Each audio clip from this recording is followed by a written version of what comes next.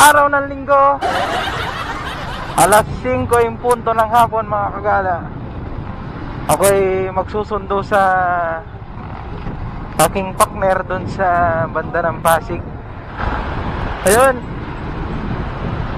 nasa Pureso tayo ngayon mga kagala. Pupunta tayo ng Pasig. Sana hindi tayo maabutan ng ano kayong mga pwedeng ipalusot dun sa curfew, no? Ay, iba na yun. Pero ano naman, may reason naman talaga kung bakit ako pupunta ng Pasig pagsusundo, kasi medical nung aking partner ngayong araw. At inabot na siya ng shop doon. Mga alas 9 or alas 9 ata o alas 10. Gusto na din kaninang umaga. And then until now, it's 5 p.m. Hindi pa rin daw siya tapos. Pero pupunta na ako doon mga kagala para isang paliwanagan lang kung sakaling ma-checkpoint kami. Dito kaya tayo sa Mandaluyong. Sige, dito nga tayo sa Mandaluyong mga kagala. Subukan ko nga dumaan sa Mandaluyong. Ay, traffic ata dito Ang may naamoy ako hindi maganda. Magsishow Boulevard ako. Anyway, tingnan natin. Tara.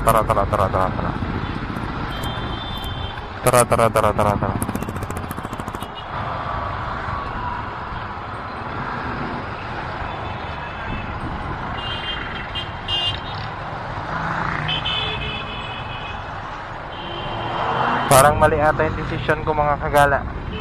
Gunggong ka! Show Boulevard ako, tapos ganito. Walang iya naman. Nag-on lang ako ng video mga kagala para tignan lang natin pare-parehas kung kamusta nga bang curfew na ipinapatupad dito sa Metro Manila mga kagala. Kasi po kung hindi nyo po na itatanong, simula po nung nag-ECQ, 6 PM na po ang curfew ngayon dito. Pagdating na 6 PM, wala na pong tao dapat sa labas, except dun sa mga bumibiyok pa. Except dun sa mga ano pa tawag doon, apor kung tawagin, di ba? Kung kamusta bang paghihigpit sa curfew pagdating ng alas 6. Kasi for sure abutin tayo ng alas 6 nito pasado pagbalik ng Manila. Papunta pa lang ako, past 5 na eh. Magsisisihan ko ba pagdaan dito sa Show Boulevard o hindi? Mukhang pagsisisihan ko ata mga kagala. Bahala ka sa buhay mo! Oplan City Earth.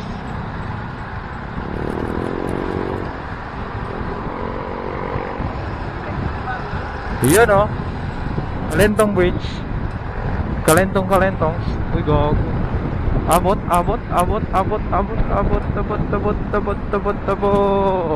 Umabot nga. Sa mga kapwa ko probinsyano na nasalta sa Maynila, tapos medyo magdadrive na sa mga sa city, no? Yung pagiging defensive driving kung tawagin, di ba? Ano ba mas maganda talaga, defensive o offensive? O offensive? Defensive ka ba o offensive sa Maynila, di ba? Madalas kasi mga kagala, ang pinakamagandang maging bilang isang driver o biyahero sa kalsada ng Maynila mga kagala, maganda is yung defensive, di ba? Simple lang naman yung ibig sabihin ng defensive eh. Kailangan ma-anticipate mo kung ano yung unang yung gagawin ng sasakyan sa harapan mo, either motor yan, malaking truck, kotse, kung ano-ano mang sasakyan, di ba? Ganun lang yun mga kagala. Tsaka syempre, importante, kailangan huwag ka din masyadong mabilis, lalo na pag city driving din sa Maynila. Subukan mo, mahirap kasi din sa Maynila maraming obstacles kung tutusin. Kunyari, yung iniilagan mong sasakyan, ina-expect mo sasakyan sa Maynila ay sa probinsya is 10 piraso lang, dito 100. Kaya anticipate mo na lahat ng kanto may susulpot at may susulpot. Hindi katulad sa probinsya mga kagala, parang ganun lang yun eh, diba? Yun lang yung ibig sabihin mga kagala ng defensive riding.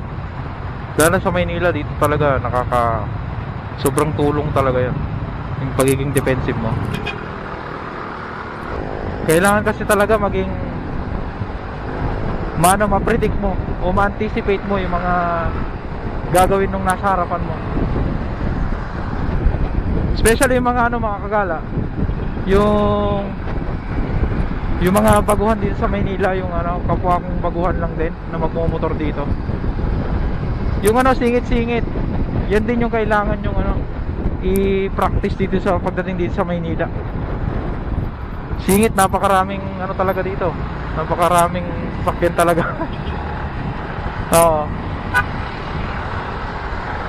Sa akin kasi, hindi naman ako masyadong palasingit. Sakto lang mga kagala. Bola lang yan. Yung tipong tama lang, di ba? Speaking dun sa singit-singit mga kagala, no? Kapag sumisingit ka o umu-overtake ka dito, kaliwat kanan dito sa Maynila, kailangan ipaalam mo o ma-notify mo or magpapansin ka or kung ano-ano mang sign na gawin mo dun sa sisingitan mo. Lalo na pag malalaking sasakyan, kailangan mo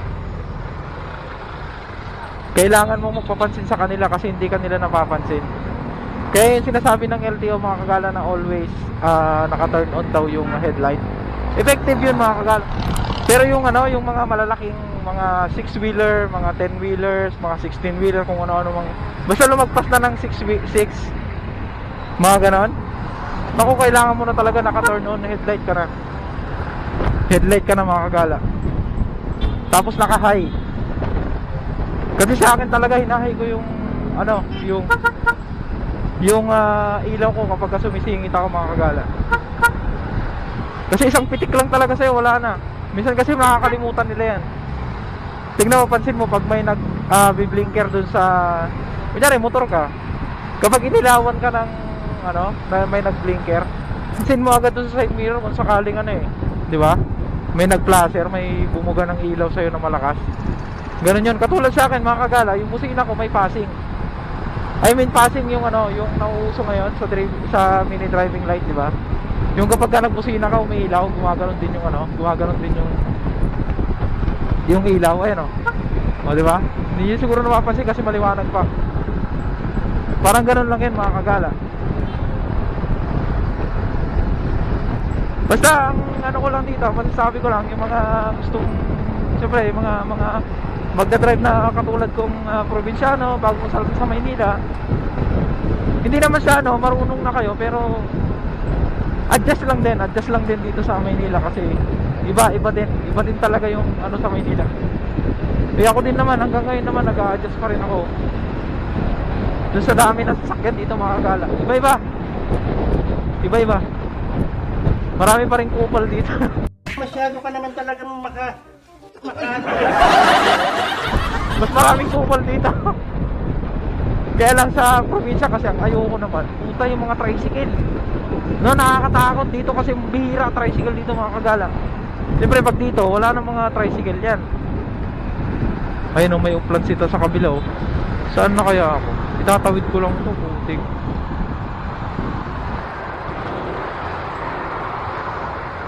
Tulad yan, singit-singit dito. Di ba? Maiksi kasi itong go na ito mga kagala, yung kaliwa. Maiksi. Kaya kailangan tumutok ako dito sa San Miguel na tayo mga kagala. San Miguel, ano ba to? Avenue. Tawag doon dito sa mga singitan dito sa Maynila. Madalas talaga, kanan sila sumisingit dito. Nagkataon lang na isik yung mga kagala, kaya hindi nyo makita yung eksaktong senaryo kapag sumisingit ka sa kanan o kaliwa, no? Hindi nyo makikita kung eksakto, gaano talaga kasikip yung daloy ng dito. Ay, nagugulat si kuya doon sa ilaw ko pag bumusina ako. Yan, katulad nito, yung mga usual na driver, mga taga hindi ka na talaga sisingit ng ganito. Pero sa Maynila normal na to. Normal na yung mga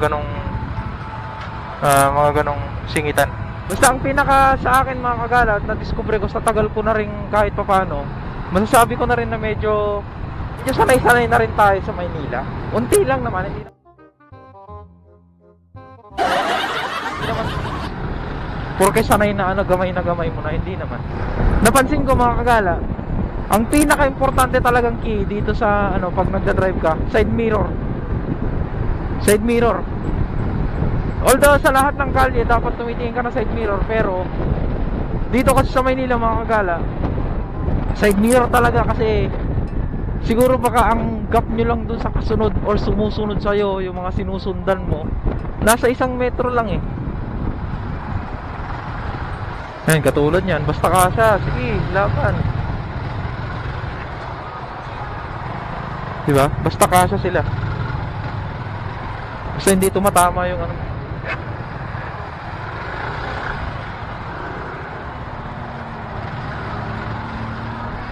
Basta hindi tumatama yung, ayan, si kuya, ayaw na niya. Yung tawag doon, ayan, tingnan mo. Paano sumingit, di ba?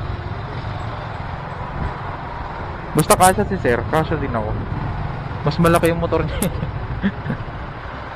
Pero yun lang, naipit ka na dyan, sir. Ay, naipit, parehas pala tayo. Ayan na nga. Nakakatakot lang sa ano, sa probinsya. Naka ano ko kasi, na stretch kasi, maraming stretch, maraming open na daanan, di ba? Anytime kasi pwede, pag gusto mong mabilis, magkakapag-mabilis ka eh, di ba? Makakapag top speed ka dito kasi mga kagala, kaya naiiwasan mong sumemplang ng sumemplang ng ano, mababa lang takbo, di ba? Bira sumisemplang ng ano dito, yung mga nasa 100, bira. Ang disgrasya dito madalas ano, tumba. Natutumba pero mabagal yung takbo. Kaya sila napapahamak ng sobra kasi naiipit sila ng mga sasakyan. Yun yung ano dito, ipit. Pero kung tutusin, walang ano dito, bihira mga kagala. Hindi pang nadisgrasya kasi mabilis takbo. Hindi. Madisgrasya kasi napitik, ganun. Dito. Naiipit, nadulas dyan sa may gutter, dito sa gilid ng ano, gilid ng daan. Yan kasi madalas yan pag umuulan. Tapos hindi pa masyadong ano yung ano mo, gulong mo, yari ka dyan. Bawal to. Loko. Naglakad pa tayo dun sa ano. Mahuli tayo dito. Dito. Tara.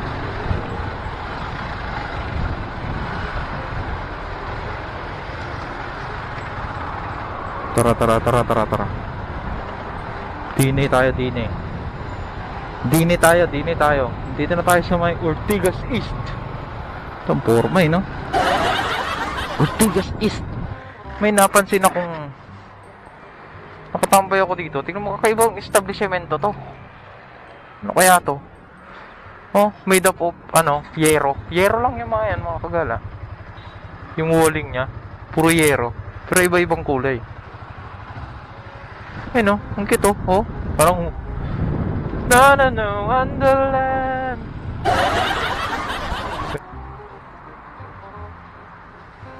Antay muna tayo dito mga kagala.